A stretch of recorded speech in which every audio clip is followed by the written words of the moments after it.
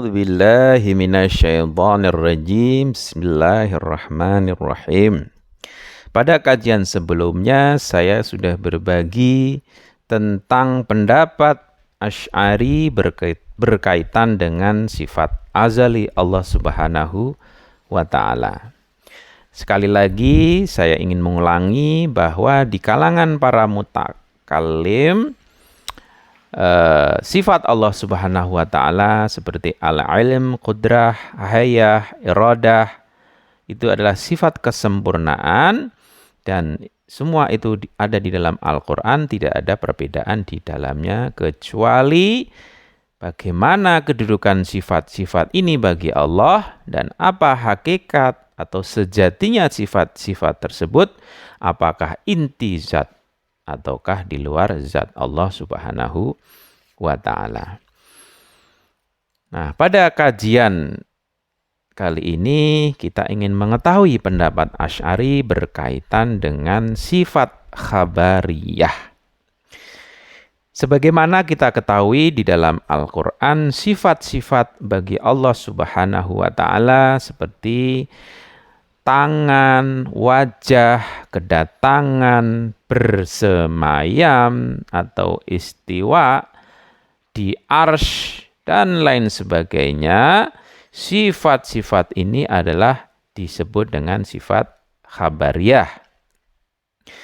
Sebagaimana ayat-ayat yang ada pada sifat-sifat tersebut ya dikenal sebagai ayat mutasyabbih atau ayat-ayat yang masih ambigu, ayat-ayat yang tidak memiliki satu makna.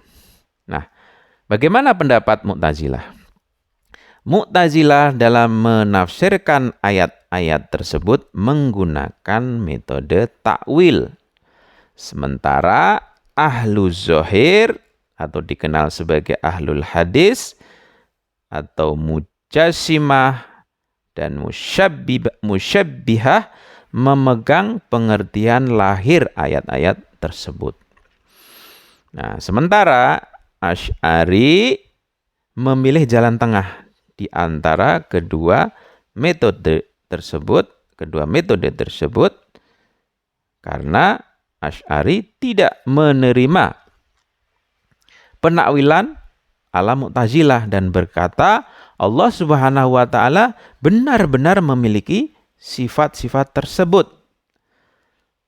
Nah, tetapi, ya ada tetapinya, tidak sepatutnya kita membahas bagaimanakah hakikat semua itu. Dengan demikian, dengan perkataan lain, Allah memang memiliki tangan dan wajah. Dan kita tidak mengungkapkan pendapat tentang hakikat bentuk tangan dan wajah. Nah, pendapat ini dikenal dalam prinsip populer Asy'ari berkaitan dengan sifat-sifat Allah Subhanahu wa taala, percaya tanpa bertanya kebagaimanaannya atau kaifiyah atau bila kaifa. Kemudian ada pendapat yang lain ya, mengatakan bahwa sebenarnya pendapat itu bukanlah diciptakan oleh Asy'ari. Kenapa demikian? Ada yang berpendapat demikian karena ahlul hadis dan Hanabilah juga mempercayai tersebut. Nah, pandangan ini diperkuat oleh Syaristani setelah mengisyaratkan penentangan aliran Mu'tazilah dengan ahlul hadis berkaitan dengan penafsiran ayat-ayat mutasyabih. Syaristani di dalam Milal wa Al-Nihal jilid 1 halaman 103 hingga 104 mengatakan Ahmad bin Hambal dan Daud bin Ali Isfahani dan sekelompok dari para pemuka salaf dan seterusnya, mereka memilih pendapat para ahlul hadis terdahulu. Seperti siapa? Seperti Malik bin Anas dan Muqatil bin Sulaiman dan berkata, kami percaya kepada apa yang ada dalam Al-Quran dan Sunnah dan tidak menakwil Tetapi kami mengetahui dengan pasti bahwa Allah Subhanahu wa Ta'ala sama sekali tidak menyerupai sesuatu pun dari ciptaannya. Itu pendapat dari Syaristani. Sementara ada pendapat yang lain, yaitu dari Ibnu Khaldun.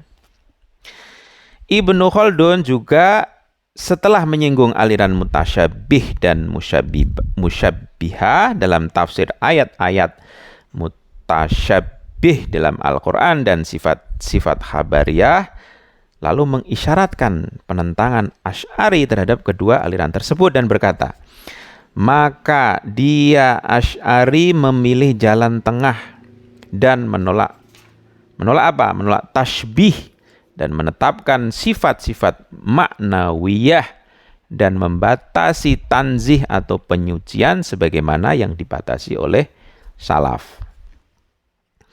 Nah, dengan demikian dari dua pendapat Syaristani dan Ibnu Khaldun, artinya posisi Asy'ari betul-betul memilih jalan di tengah, ya, menolak tasbih dan menetapkan sifat-sifat maknawiyah dan membatasi tanzih atau penyucian sebagaimana dibatasi oleh salaf.